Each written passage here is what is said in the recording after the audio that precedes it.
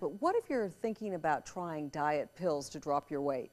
Joining me now to talk about that method is pharmacist John Bridges. Dr. Bridges, thanks so much for joining us. Pleasure to be here, Kim.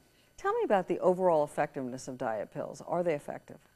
The medications used for diet are effective in suppressing the appetite instead of the stimulant medication, but it's just short term unless you've combined it with diet and an exercise program.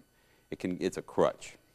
Tell me what the over-the-counter diet pills are. What are they? The most common one are those who prevent absorptions of starch and fats from the intestines. They act as an absorbent to actually bind it so that it's not absorbed and your blood sugar doesn't go up. You don't get as much fat absorbed. Of course, the downside of that, what goes in comes out. So there are some constipation, diarrhea, bloating, those type side effects from those medications.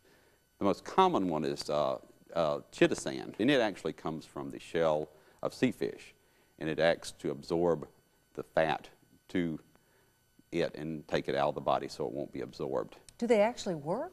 Does it really do that? They will absorb fat or help prevent the starch from being broken down to sugar and carbohydrates, but it helps, but it is not an answer to all diet problems.